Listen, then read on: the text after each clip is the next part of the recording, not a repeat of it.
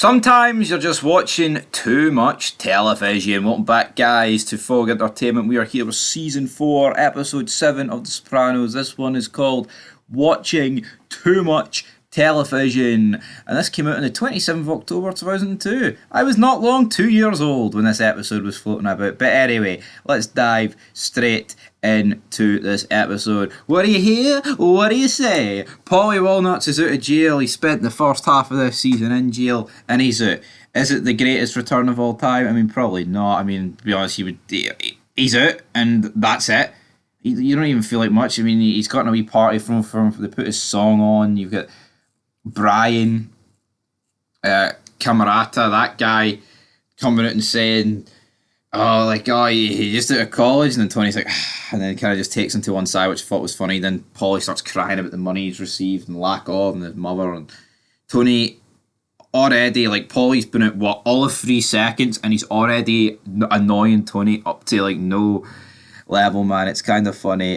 Tony then recruits Assemblyman Selman and a friend of his, Maurice Tiffin, the formerly idealistic head of a non-profit low-income housing program, to put the plan into action.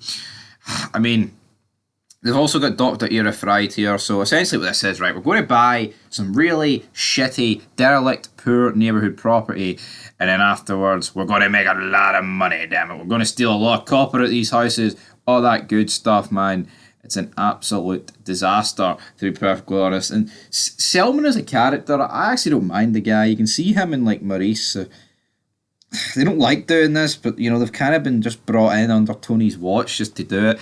And when Tony pays a visit to Selman's house, he sees Irina making lunch for him, and it turns out that Selman is now dating Irina. Now, he did tell Tony this earlier on in the episode when they were at the spa or in the sauna, so it's not like this was a complete surprise to Tony. But I'm sorry. I know there's a lot of Soprano fanboys out there and they'll defend this show to the death, but if you honestly think what Tony does to Selman in this episode, beating him up because he's going out with Tony's former Gumar, then I think you're delusional for defending Tony. Come on.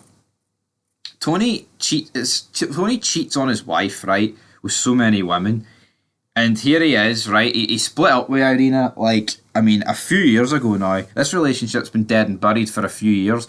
And here he is taking it bad that this Selman guy is out with his former Gumar. I mean, come on.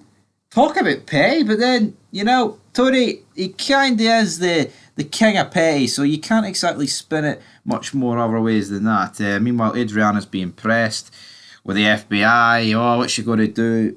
She watches this, television show, and she realises, a spouse cannot be forced to testify against her marital partner, but it's been a few years since that television show was out, and guess what? You kind of can, you kind of can't, but realistically, the feds will get you to do anything. So she's like, I'm actually going to marry the Christopher. Then we see the FBI, kind of do a unanimous vote of, they're kind of in agreement of her getting married. It doesn't really hurt their case, to be honest. She then asks Christopher to set a date for their wedding, but yeah, then this is kind of where it turns a bit dark here. He mentions children. She's like, well, you know what? I could have told you this, Christopher, but there's a possibility that I can't have kids and I could be sterile, to which he just fucking loses the absolute plot at this. And he's like, you're fucking damaged goods and you never told me. And she's like, we could adopt. And he's like, yeah, some chinky kid running around called Maltasanti. He'll be getting fucking bullied. And then he storms off. He gets high on heroin. And you can definitely see that Christopher is definitely go off the rails. You see Tony and Silvio, they back up Chris. Say, they don't back him up, but they say, they back up the idea of marriage, but Paulie's not for it, because Paulie just wants to die alone, pretty much.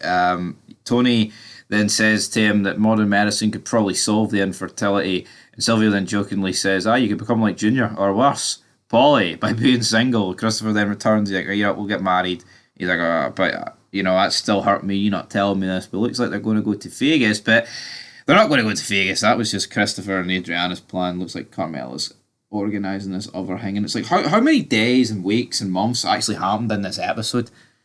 Sopranos, man, it doesn't really do a good job of the timeline for me. So yeah, it's almost like Carmela tries to make this thing all about herself, and when she's trying on a wedding dress, Adriana, she's speaking to one of her friends, and her friend's like, no, do you not know a spouse can testify against her husband? And then she meets with this guy, and he tells the news that, you know what, probably they'll be able to talk. And it's like, damn, not good. And then she's opening more presents, or the whole bridal shower thing. Oh, look at this! I got a microwave. I got a blender. I got a coffee machine. Who cares? Who honestly cares at this stage of the game, man? Watching too much, sitting there, absolutely pissed off, man. Tony then takes AJ for a drive, shows him all these like rundown houses, basically explains that God's not making any more land, AJ, so you better make use of it. And I thought it was a really good line for Tony. And he's basically showing him all the houses that he's going to buy, all the dunder and dins, and then the crack people come over, and Tony's like, "Oi, do you suck your father off with that mouth?" And I thought that was brilliant. But yeah, Tony points out to Selman that the crack addicts have to be moved out, especially when there's $7,000 in copper piping in there. And yeah, factor in $7,000 a house, yada yada yada. It's a decent bit of money on the table, but it's piss money compared to Tony. Tony's like, it's going to be down to you, Selman. So they come up to the idea here that, you know what, we'll get black people to do it, because if white people do it, it won't look good. So yeah, they send in a couple of gangbangers, so to speak. 4 young armed teens run in, they shoot in the air, they beat the squatters up. But yeah, the family that badmouthed Tony, he gets shot in the dick. I'm not too sure if this guy actually died here. There's like a small child crying as this goes on. Just fucking weird, man. Just absolutely weird. Then Fito appears there, and they're getting all the copper out of there, and Selman and Tony kind of like share like a very awkward conversation / like meet here. Tony then later rewards Brian with a new watch, a Patek Philippe watch worth $15,000, because he's the one that put this in motion. This Brian guy, man, he's putting a lot of this crazy stuff in motion, but Carmela's not really buying it when he comes over. Oh, I'm just getting a power tool, Carmela. I'm just getting a power tool. Don't you worry about it. I mean, this episode as well, we got a bit more flirting between Carmela and Furio, but they actually don't do anything. He then refuses to come inside. He's like, I need to sit in the car because it's having car engine problems. Huh? Yeah, so Paulie then meets with Johnny Sack, and Johnny Sack's just buttering Paulie up. He's like, I've put the word in with Carmine, you're good. And then Paulie's like, yeah, well, I hope none of this is getting back to New York. And he's like, Johnny's like, I'm ashamed you're even asking. I'm ashamed that you're even asking about that. Holy shit, our conversations are... Or no one gets spoke of, damn it. Tony's then driving home. He hears the song "Oh Girl" on the radio. He becomes teary, so what does he do? He goes to Irina's apartment, and he batters Selman. Batters him. And it's like, what? I mean, that's how the episode... It's just a filler fucking episode. I mean, it's The Sopranos. Do you expect anything differently, right? And there will be a video made about this, but... why is Tony taking it so bad? If he wanted to keep sleeping with this Irina woman, then go ahead. But honestly, how can he...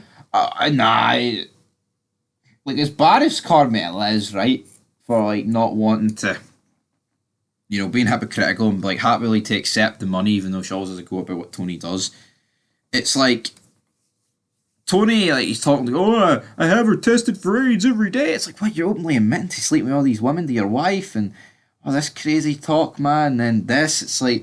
Tony, son, you need to know your role and accept your L's. I just don't understand Tony Soprano here. How can anyone defend this guy? Honestly, man. Ludicrous. Absolutely ludicrous. But anyway, what am I going to rate this episode out of 10? I mean, what do you rate it? It wasn't a stone cold classic, put it that way. It was filler. It is The Sopranos. I mean, what do you expect these days, guys? The Sopranos. Give me just a little more time, and your love, me just a little more time. Give me just a little more time, and I love me just a little more time. I'm gonna give this episode a 4 out of 10. I mean, it's complete filler. All it really advances is Adriana getting married to Chris, and a couple of funny scenes in there with them. But this whole buying houses, I mean, it's filler, man. This stuff can get wrapped up inside 10 minutes. And Tony battering a guy that's sleeping with his ex Gumar, really, it's not a worthy cause. Tony should really know his role and shut his mouth, but he didn't. And yeah, I mean, I'm going to give this a 4 out of 10 troops. That'll do it for watching too much television. At least things are going to pick up soon, I guess, with Pyomai's unfortunate demise. But did you like that? Pyomai's fortunate demise? Down and down and down.